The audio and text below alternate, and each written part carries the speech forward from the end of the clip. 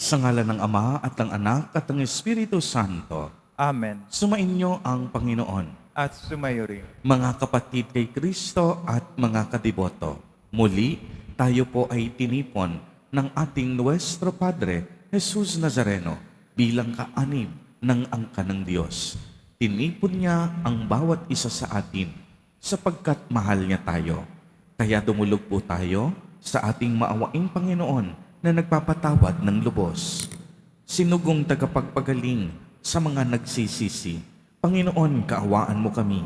Panginoon, kaawaan mo kami. Dumating na tagapag-anyayang mga makasalanan ay magsisi, Kristo, kaawaan mo kami.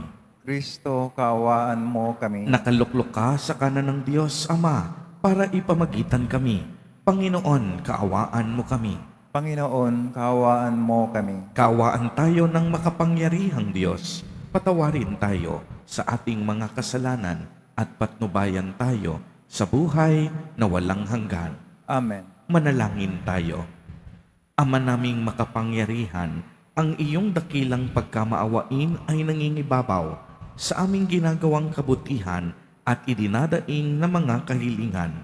Ang kagandahang loob mo sa amin ay gawin mong mag-umapaw upang ang kasalanang ipinangangambang ihingi ng kapatawaran.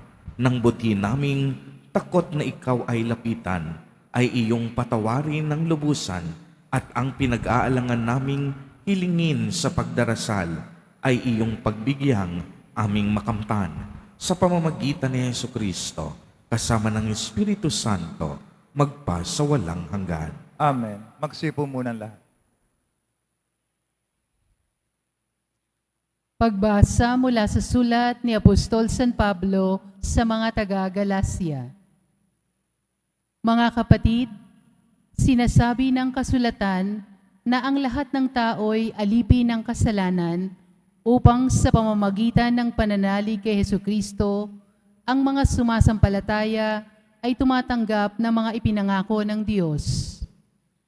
Bago dumating ang panahon ng pananampalataya, kami alipin na ng kautusan hanggang sa mahayag ang pananampalatayang ito. Kaya't ang kautusan ang naging tagapagturo namin hanggang sa dumating si Kristo at sa gayoy kami mabilang sa matuwid sa pamamagitan ng pananalig sa Kanya. Ngayong nananalig na kami sa Kanya, wala na kami sa pangangalaga ng tagapagturo. Dahil sa inyong pananalig kay Kristo Jesus, kayong lahat ay anak ng Diyos, sapagkat ang lahat ng nabinyagan kay Kristo ay pinananahan ni Kristo. Wala nang pagkakaiba ang Hudyo at ang Griego, ang alipin at ang malaya, ang lalaki at ang babae, kayong lahat ay iisa dahil sa inyong pakikipag-isa kay Kristo Jesus. At kung kayo'y kay Kristo, kabilang kayo sa lahi ni Abraham, ang tagapagmana ng mga ipinangako ng Diyos. Ang salita ng Diyos. Salamat sa Diyos. Nasa isip ng may kapal ang tipan niya kailanman. Nasa isip ng may kapal, ang tipan niya kailanman. Siya ay purihin, suubi ng awit, ating papurihan. Ang kahangang-hangang mga gawa niya'y dapat na isaysay. Tayo ay magalak, yamang lahat tayo ay tunay na Kanya. Ang Kanyang pangalan, ang pangalang banal, nagpapakadakila.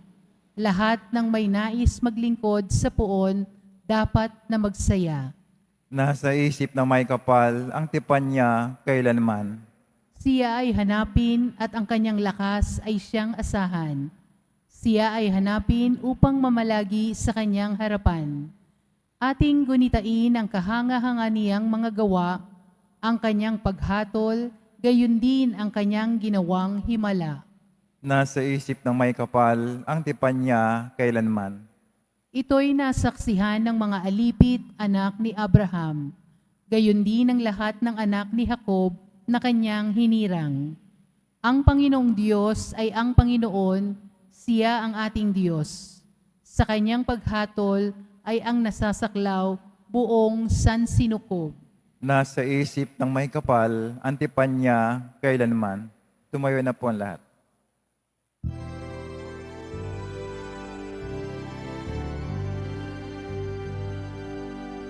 Hallelujah, Hallelujah, Hallelujah, Hallelujah.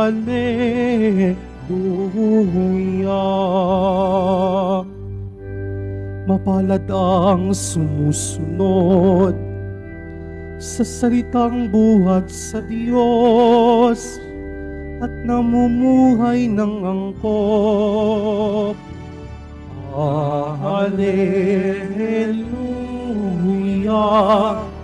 Hallelujah, Hallelujah, Hallelujah.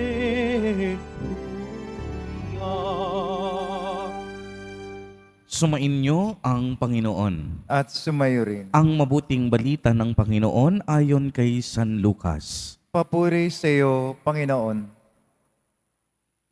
Noong panahong iyon, samantalang nagsasalita si Jesus sa mga tao, may isang babaeng sumigaw mula sa karamihan at nagsabi sa kanya, "Mapalad ang babaeng nagdala sa inyo sa kaniyang sinapupunan at nagpasuso sa inyo."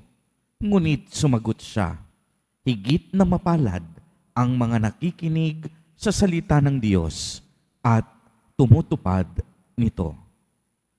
Ang mabuting balita ng Panginoon. Pinupuri ka namin, Panginoong Hesukristo. Magsiupo muna ang lahat. Magandang umaga po sa inyong lahat, mga kapatid kay Kristo. Sa lahat po ng ating mga taga-subaybay sa iba't ibang online platforms at sa lahat ng ating mga kadiboto sa iba't ibang panig ng Pilipinas at maging sa buong mundo kung saan tayo ay naaabot ngayon ng ating live streaming. Mapayapang umaga din po sa inyong lahat. Purihin at dakilain natin ang ating Panginoon, ang mahal na poong Jesus Nazareno. Mga kapatid kay Kristo at mga kadiboto, malugod po namin kayong tinatanggap sa Basilica Minor at Pambansang Dambana ni Jesus Nazareno. Noong nakaraang taon po, ang pangunahing tema ng Nazareno 2023, higit na mapalad ang nakikinig ng salita ng Diyos at tumutupad nito. Ito po ang buod ng ating ebanghelyo sa araw na ito. Kung muli nating babalikan ang pagbasa, may isang sumigaw sa karamihan upang parangalan ang ina ni Jesus Nazareno. Subalit sinabi ng ating Panginoon na bagamat mapalad ang kaniyang ina, dahil nga siya'y naging anak niya, ay higit na mas mapalad ang mga taong tatanggap ng kaniyang salita upang tuparin ito sa kanilang buhay. Uulitin ko po, ayon po kay Jesus Nazareno, higit na mas mapalad ang mga taong tatanggap ng kaniyang salita upang tuparin ito sa kanilang buhay. Sapagkat ayon sa kanya, sa kanila ang Panginoon at siya'y dadalhin nila sa kanilang mga puso. Kaya nga minsan ang sinabi sa atin ni Apostol San Pablo na dahil sa ating pakikipag-isa at pananalig kay Jesus, tayo'y naging kabilang sa lahi ni Abraham at tayo'y magiging tagapagmana ng ating Panginoon. Kung tayo ay mananalig kay Kristo, nararapat lamang marunong tayong makinig. Uulitin ko po, kung nais nating sundan ang mga yapak na tinahak ng Panginoon, dapat marunong tayong makinig. Bakit po mahalaga ang pakikinig dahil maraming bagay ang hindi pa natin nalalaman. At una, natututo tayo sa ating buhay sa pamamagitan ng pakikinig. Mga kapatid kay Kristo, ang una po nating dapat gawin, pakinggan ang salita ng Diyos. Dahil ang salita ng Diyos ang ating magiging gabay at patnubay sa ating paglalakbay sa buhay na ito. Ayon nga sa sulat sa mga Hebreo, ang salita ng Diyos ay buhay at mabisa, mas matalas pa kaysa anumang tabak na magkabilay may talim. Ang salita ng Diyos ay tumatagos maging sa kaibuturan ng kaluluwa at ng espiritu, ng mga kasukasuan at buto, at nakakaalam ng mga iniisip at binabalak ng tao. Kaya naman, kung tayo ay makikinig sa salita ng Diyos, lahat tayo lalago sa ating buhay pananampalataya. Kung tayo'y makikinig sa ating Panginoon, hindi magiging mahirap ang ating paglalakbay. Kung tayo ay makikinig palagi, madadama natin ang presensya ng Diyos sa ating mga buhay. Sa panahon po ngayon, inaagaw ng makabagong teknolohiya ang ating pagkakataon na makinig sa mga salita ng Diyos. Napakaraming tunog, napakaraming musika, napakaraming pwedeng pakinggan. Magbukas ka lang ng iyong gadgets, sari-sari ng tinig ang mag-aanyaya sa iyo na sila'y inyong pakinggan. Subalit, magandang itanong muna natin sa ating mga sarili. Sino ba ang totoong pinakikinggan ng ating puso? Kaninong tinig ba ang magdadala sa atin sa buhay na walang hanggan? At kung ikaw ay marunong makinig, isa lamang ang dapat na sagot mo. Ang tinig ng ating Nuestro Padre, Jesus Nazareno. Kaya't ang ating panalangin sa mga sandaling ito, mahal na poong Jesus Nazareno, turuan mo po kami na makinig sa iyo upang ang buhay namin magkaroon ng tamang direksyon. Amen. Purihin at dakilain natin ang ating Panginoon, ang mahal na poong Jesus Nazareno. Tumayo na po ang lahat.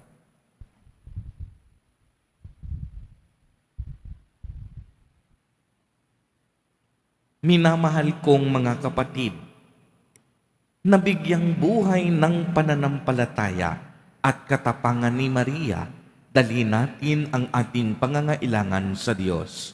Sa bawat panalangin ang ating itutugon, Panginoon, maganap nawa sa amin ang iyong kalooban. Panginoon, maganap nawa sa amin ang iyong kalooban.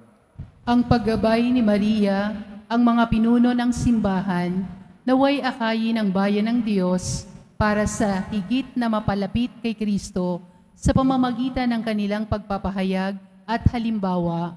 Manalangin tayo. Panginoon, maganap nawa sa amin ang iyong kalooban. Katulad ni Maria, naway tanggapin natin ang salita ng Diyos sa ating puso at tumugon dito ng may buong kabukasan ng kalooban. Manalangin tayo.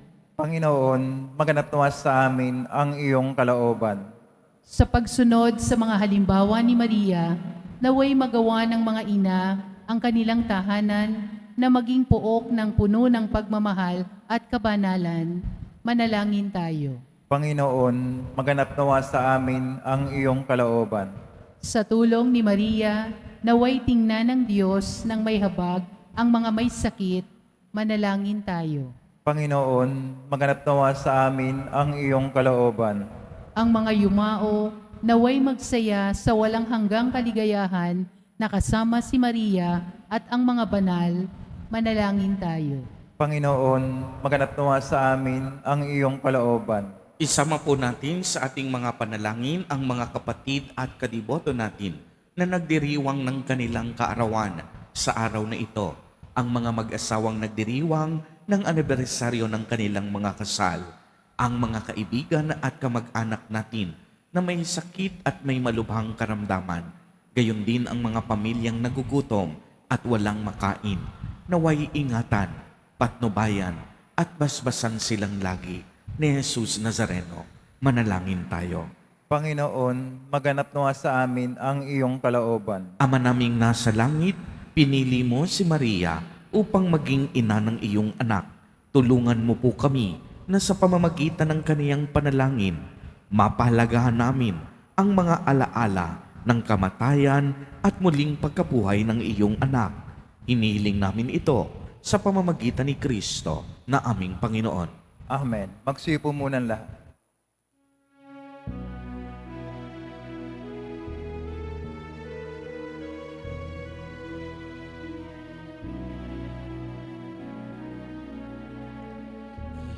Itong tinapay at alak na mula sa'yo, muling ihahain sa kabutihan mo. Kunin at tanggapin, alay sa'yo. Pasasalamat ng puso. Pasasalamat ng puso.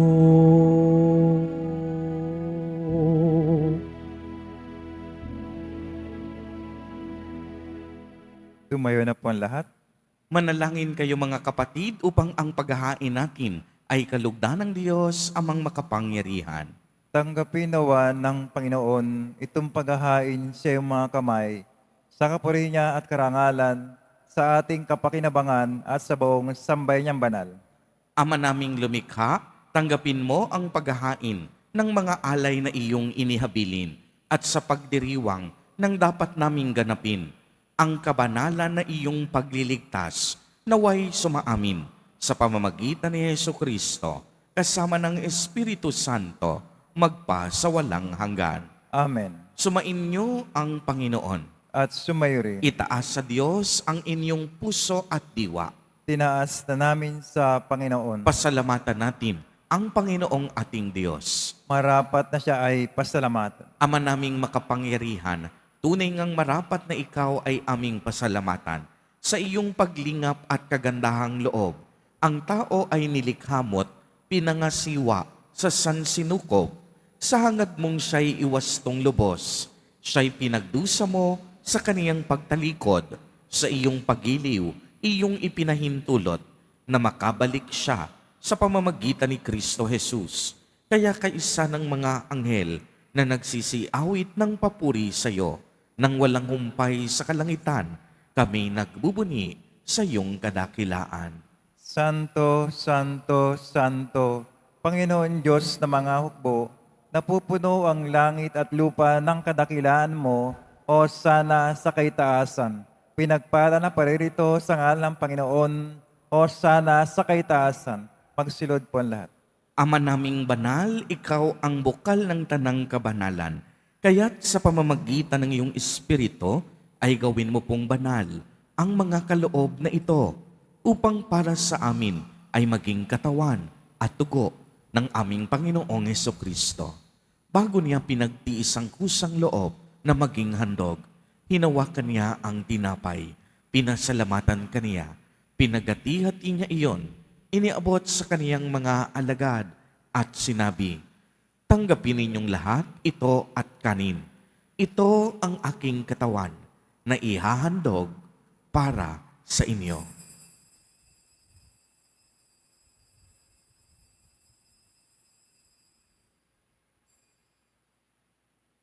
Gayon din naman noong matapos ang hapunan, hinawakan niya ang kalis.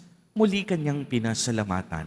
Iniabot niya ang kalis sa kaniyang mga alagad at sinabi, "Tanggapin ninyong lahat ito at inumin.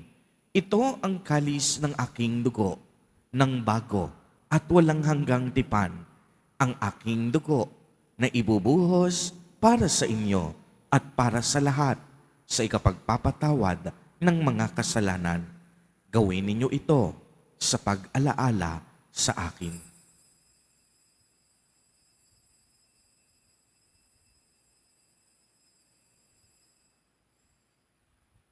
Tumayo na po ang lahat. Ang misteryo ng pananampalataya.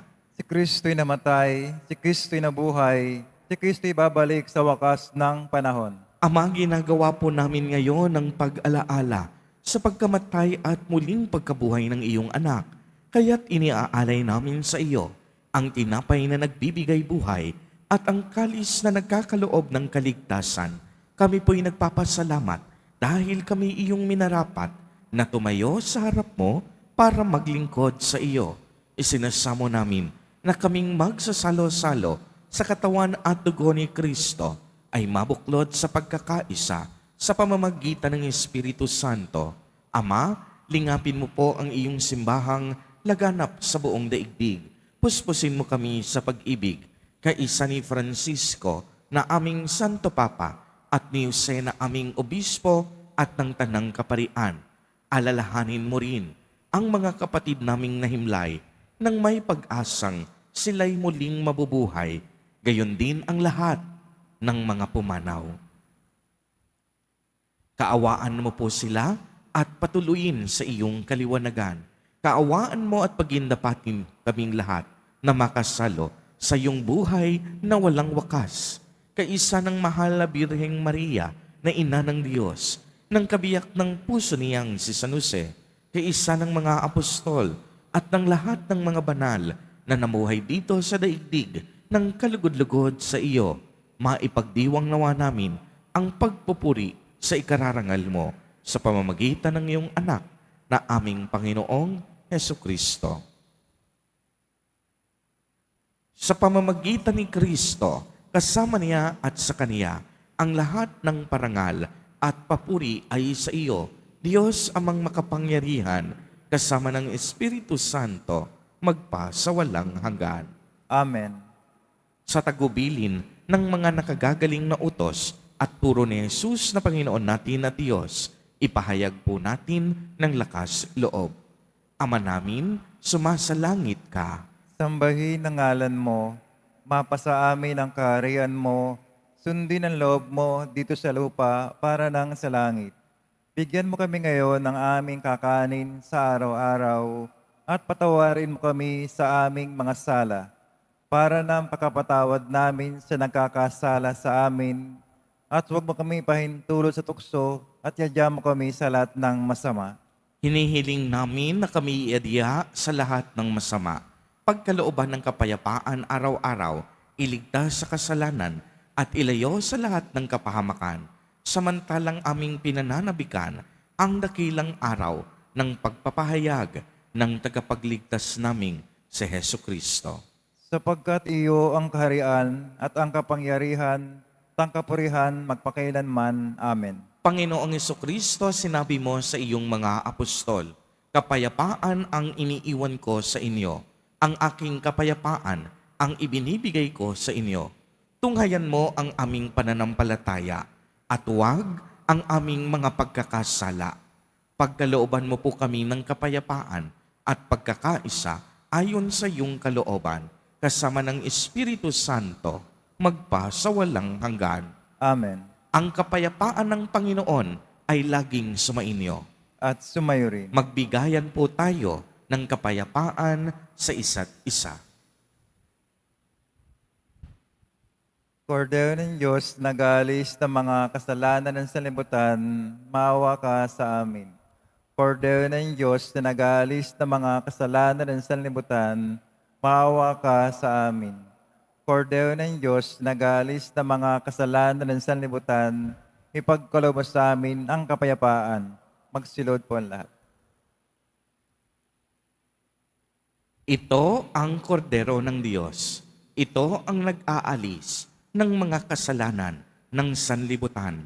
Mapalad ang inaanyayahan sa kaniyang piging. Panginoon, hindi ako karapat-dapat na magpatuloy sa iyo, ngunit sa isang salita mo lamang ay gagaling na ako.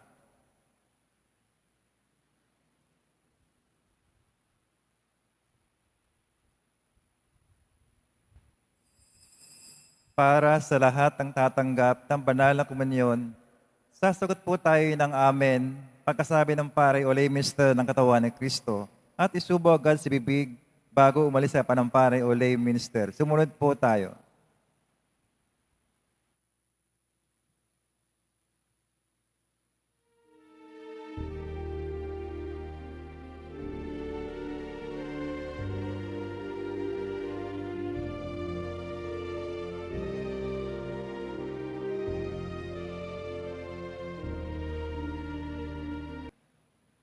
Manalangin tayo.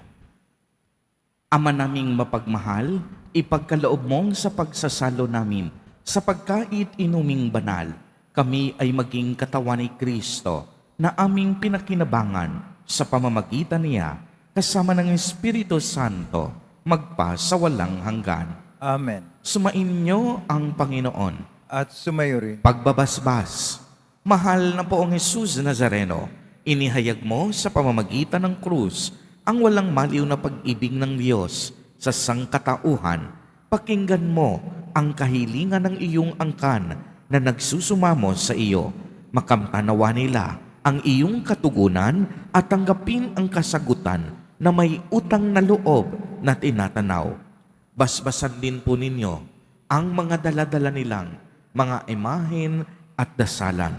Sa pamamagitan ng bendisyon na ito, naway maalala nila ang mga pangako nila noon sa binyag na ikaw ang kanilang iibigin at paglilingkuran bilang Panginoon magpa sa walang hanggan. Amen. At pagpalain po kayong lahat at ng inyong buong pamilya ng makapangyarihang Diyos, Ama, Anak, at Espiritu Santo. Amen. Humayo kayong taglay ang pag-ibig at kapayapaan ng poong Jesus Nazareno. Salamat sa Diyos.